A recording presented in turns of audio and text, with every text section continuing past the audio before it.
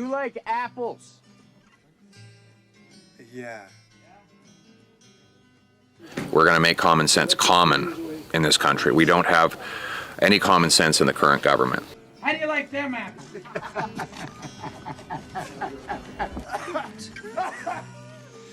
What's up, guys? It's your boy, Benny. I'm an American, I'm not a Canadian, but I do love covering news from Canada. I've been to Canada only twice in my life, but I cover a lot of Canadian news because I think a lot of their news is prescriptive for the problems we have here in America and vice versa. Like the trucker convoy, for instance, was the greatest single human protest against COVID lockdown madness, and it was a remarkable feat by the freedom-loving people of Canada. Canada is also run by a creepy little weirdo dictator who's a total racist and a complete corkball and an absolute disaster and a mess of a person, has a disaster of a personal life. He's getting divorced, right? And so there's a very important gap sort of in leadership in Canada. And I've been following like who's next, right, in line.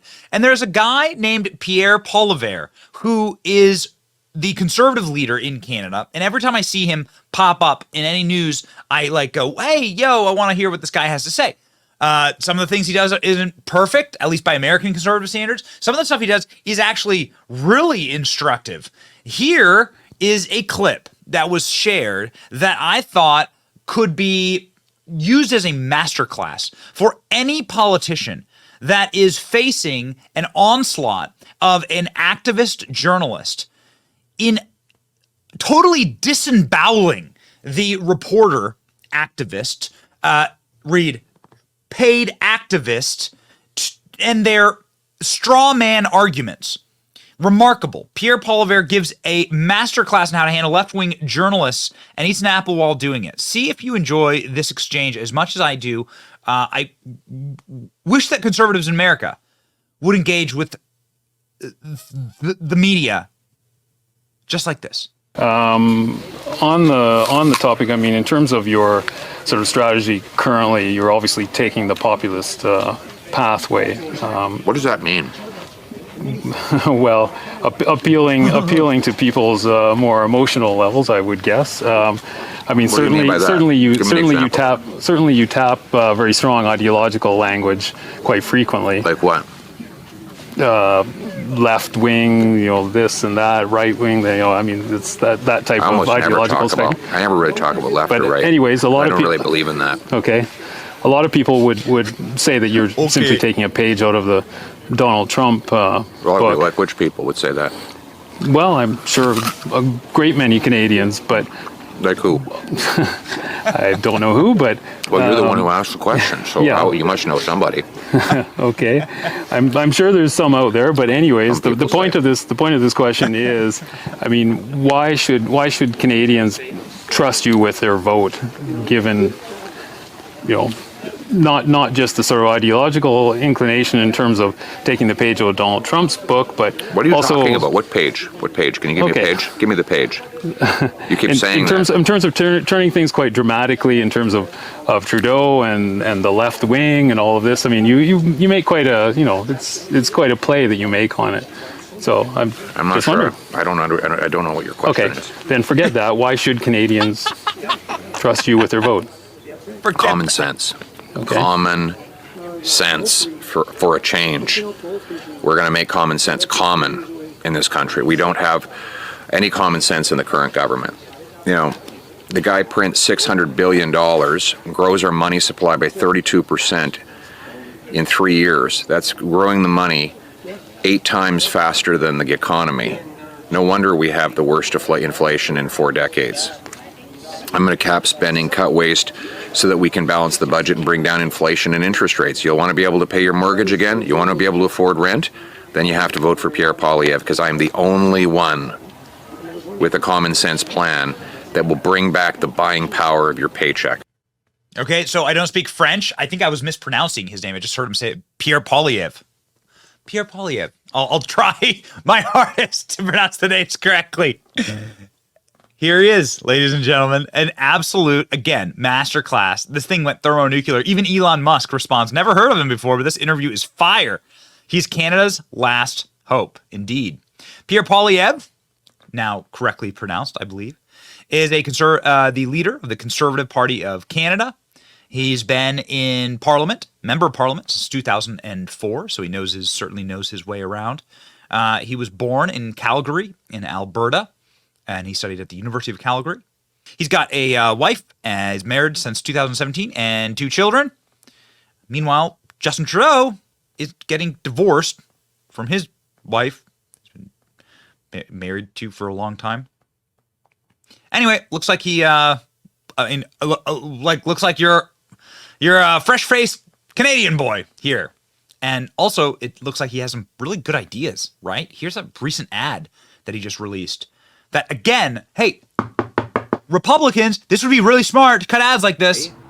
Does this cost $570,000 and this costs $210,000? The difference is right over there. This is Niagara Falls, New York State, in the US of A. This is Niagara Falls, Ontario, Canada. They're only 20 minutes apart. Both are in Niagara Falls. Both are charming, respectable, and nice places to raise a family. Fred is selling this place so that he can move to Maryland and be with his granddaughter. Even he was surprised to hear how expensive real estate is only 20 minutes away on the Canadian side of the border. This is a little piece of heaven for a family to come and raise their kids or maybe even retire. And the price is a whole lot lower, which doesn't make any dollars and cents, given that the Americans have 8 times the people to house on a smaller landmass. They have more demand and less natural land-based supply. Why is it that they pay so much less for real estate than we do north of the border in Canada? It's not a one-off case. In fact, in border communities on both sides of the Canada-US border, from one ocean to the other, we see cases where houses are about 2 to 3 times more expensive in Canada than in the US. And if you look at the averages, depending on how you measure them and when you measure them, Canada's real estate is about 45 to 75% more expensive than the US. Why? Why is Vancouver the 3rd most expensive housing market of any city in the world? Why is Toronto number 10 when you compare median income to median house price? Why are both of those cities more expensive than New York, Los Angeles, Chicago? The answer is that while we have lots of land, we can't get things built in Canada because of bureaucratic gatekeeping that stands in the way. We have the fewest houses per capita of any country in the G7, fewer than the United States. We have fewer houses per capita than we did 8 years ago because our population has been growing faster than the number of homes. Now, this government gatekeeping that slows things down is the worst in Vancouver and Toronto. According to a C.D. Howe Institute study, the gap between the cost of building a home and the cost of buying one in Vancouver is about $1.2 million. That's right, it costs $1.2 million more to buy a home in Vancouver than it costs in land, labor, materials, and profit for the business. What is the gap? It's the gatekeeper gap. It's the gap between the cost and the price, and that gap is explained by the taxes and the bureaucracy. We have the 2nd slowest building permits of any country in the OECD. And that problem doesn't just exist for businesses, but also for development of homes. And all the costs are passed on to the home buyer. The developer doesn't pay any of it in the end. That's why you can't afford a house anywhere in Canada. So listen, this is like a spectacular ad. What an impressive way to like actually explain a problem, and what a creative way visually to explain a problem. Like this. Honestly, I'm like blown away by the quality of this and the conciseness of the argument. You can see the entire full video. It's like a 10-minute video on Pierre Poilievre X account.